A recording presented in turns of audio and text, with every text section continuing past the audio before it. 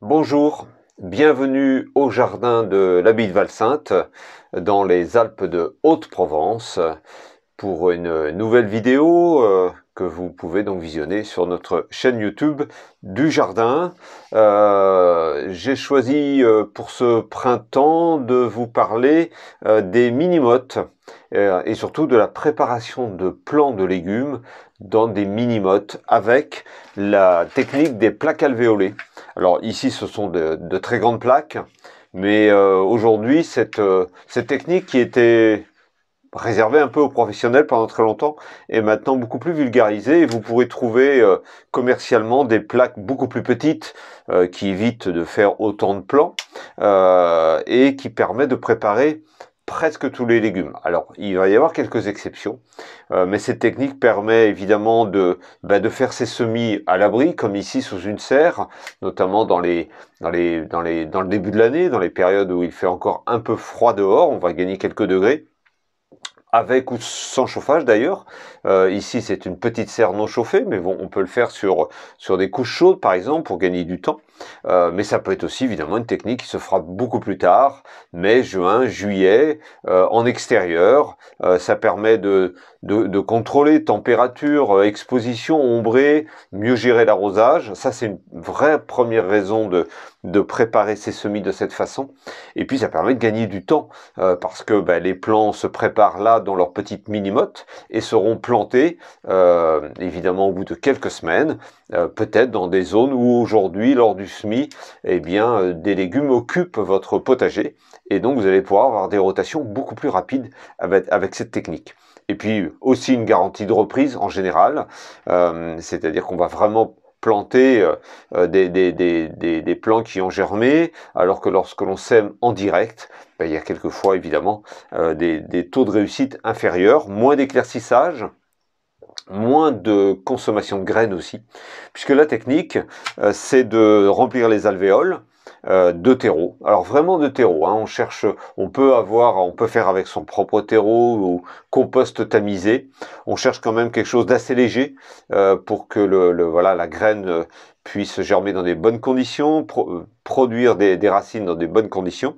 Quand même des terreaux un peu nutritifs, donc c'est pour ça que une base de terreau, on va dire terreau type compost, est quand même intéressant. Et ensuite, c'est un petit peu le choix des alvéoles parce que vous allez trouver vraiment des tailles très très différentes, des hauteurs aussi d'alvéoles qui peuvent donner des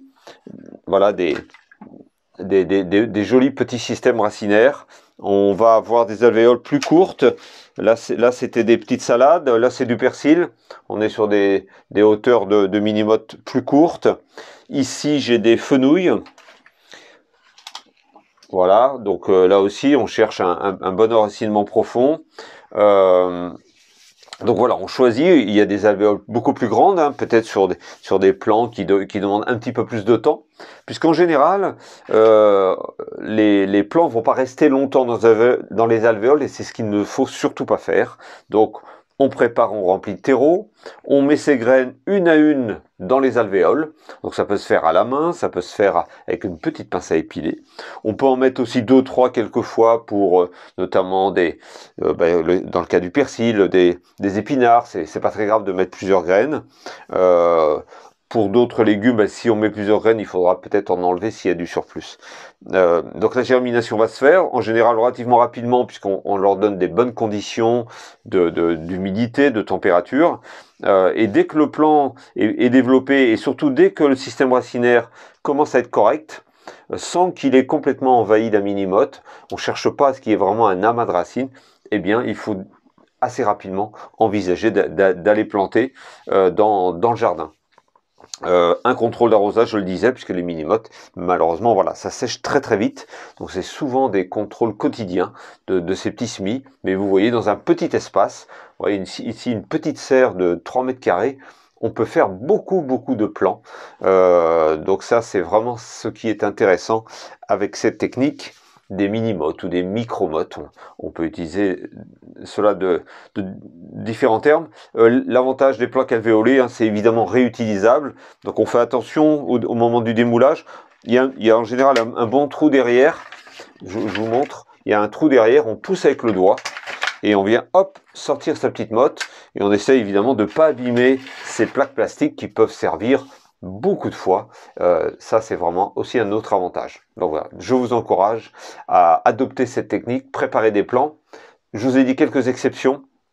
C'est essentiellement beaucoup de légumes racines qui ne pourront pas, ou pour lequel c'est pas très intéressant, carottes, panais, puisque là on est vraiment sur des systèmes de racinement profond et ça peut bloquer le fait d'avoir des plants qui commencent à se développer dans la mini-motte.